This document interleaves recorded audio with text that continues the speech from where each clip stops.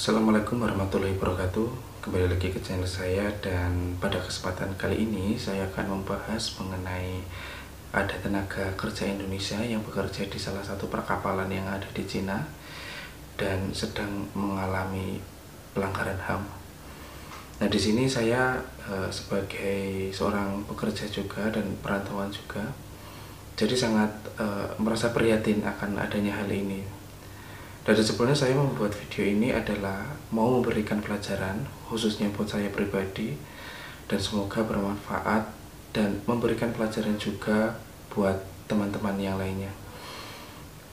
Nah, dari barusan saya sudah melihat video berita yang ada di Korea, di salah satu stasiun televisi yang ada di Korea, dan kemudian sudah ditranslatekan dari channel Jang Hamsol.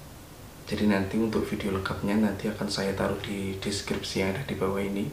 Dan apabila teman-teman belum mengetahui, di sini saya akan memberikan singkat ceritanya. Jadi ada tenaga kerja yang bekerja di sebuah kapal yang ada di perkapalan Cina, sedang minta pertolongan yang ada di Busan. Yaitu Busan adalah salah satu kota yang ada di Korea, dan mereka sedang meminta pertolongan pemerintah setempat. Namun di awalnya mereka tidak mempercayai adanya pelanggaran tersebut.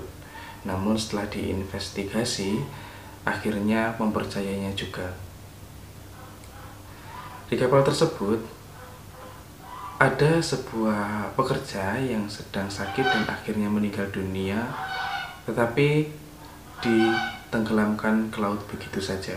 Nah, berdasarkan video itu juga dijelaskan bahwa ada seorang pekerja itu juga menerima pelanggaran HAM ya. Nah, di situ juga dijelaskan bahwa pekerjanya dari Indonesia itu dikasih minum air dari laut yang difilter dan akhirnya dikonsumsi. Sedangkan dari pekerja yang lain, khususnya yang dari Cina, mereka minum air mineral yang dibawa dari darat. Mereka juga mengatakan bahwa mereka itu bekerja selama 18 jam dan hanya beristirahat selama 6 jam. Di sana mereka digaji, apabila dirupiahkan itu hanya sekitar 100.000 rupiah dalam 1 bulan. Kapal tersebut sebenarnya adalah kapal untuk menangkap ikan tuna. Namun pada prakteknya kapal tersebut juga menangkap ikan hiu, sehingga kapal tersebut takut lama-lama untuk bersandar lama di pelabuhan. Semua pekerja yang ada di situ juga diwajibkan untuk membuat surat pernyataan. Nah, surat pernyataan itu berisi tentang bahwa apabila terjadi sesuatu yang tidak diinginkan, misalnya apabila terjadi sampai kematian, maka jenazah akan dikremasi dan akan dikembalikan ke keluarga yang ada di rumah. Namun faktanya semua itu tidak sesuai dengan kenyataan. Ada seseorang pekerja yang di situ yang meninggal dan akhirnya ditenggelamkan ke laut. Dan di surat pernyataan itu dituliskan bahwa surat itu dibuat sudah berdasarkan persetujuan dari orang tua dan dibuat juga dengan sadar tanpa adanya paksaan dari siapapun. Di surat pernyataan itu juga sudah ditandatangani dengan materai, sehingga surat tersebut sudah berlaku.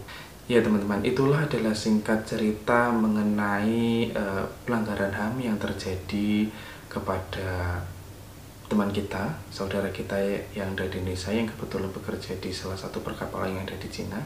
Nah, di sini saya akan mengambil pelajaran khususnya saya pribadi, dan semoga bermanfaat juga bagi teman-teman yang lain.